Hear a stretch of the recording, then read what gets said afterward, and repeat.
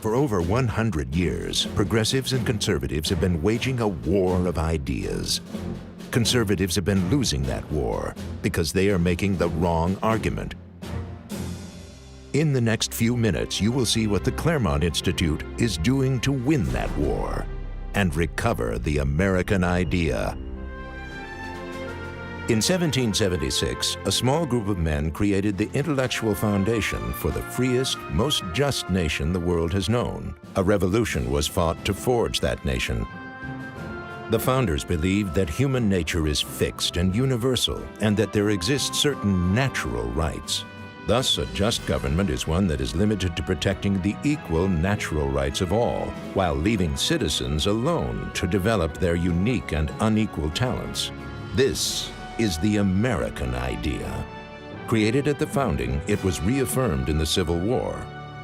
But then, in 1913, a small group of men, the Progressives, started another revolution, this one aimed at overturning the American idea. The philosophy of the Progressives was based on the idea that man and his rights were not fixed, but endlessly evolving, and required an expanding government to minister to these ever-expanding rights. This is the progressive idea that laid the intellectual foundation for the destruction of limited constitutional government. Despite many Republican victories over the last century, the progressive idea, embraced by modern liberals, has prevailed.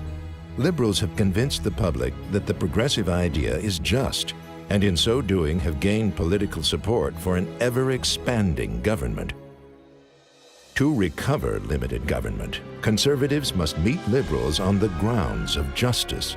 Conservatives must explain why the progressive idea is in truth unjust, why man's happiness, the fullest realization of his human nature, requires the recovery of the American idea.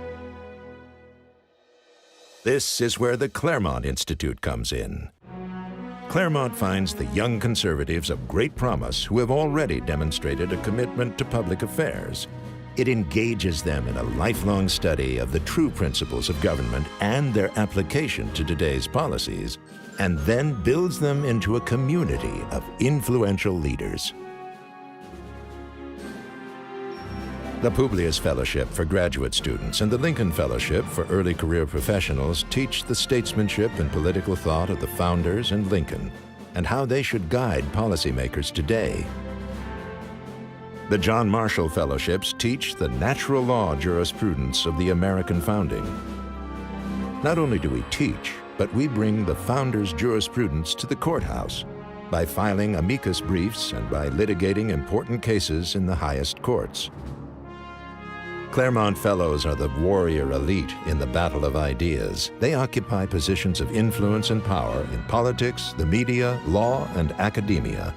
They are the future of the conservative movement, the few who will influence the many.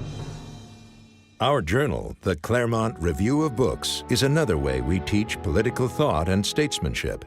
William J. Bennett calls it one of the best things to happen to the conservative movement and America. George Will said of our journal, "When I was asked a few years ago to list my most important reading matter, I put CRB at the top of my list. Every issue validates my judgment."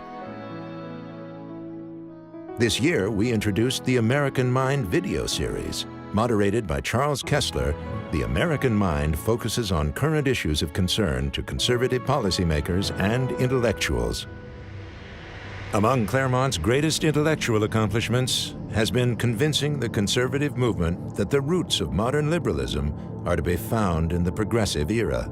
If conservatives are to solve the problems of unlimited government, they must understand its underlying cause. But the times and the country require we do more. So we have committed to doing more. We are building a bigger, better school by expanding what we already do and by adding new programs and infrastructure. We will increase faculty, expand fellowships, create more retreats and events for ongoing education, more support for the publication and dissemination of Claremont ideas, more reach for the Claremont Review of Books and the American Mind. This is an ambitious plan, but if we want to save our country, we can do no less. America can afford no less. Thank you for your continued support.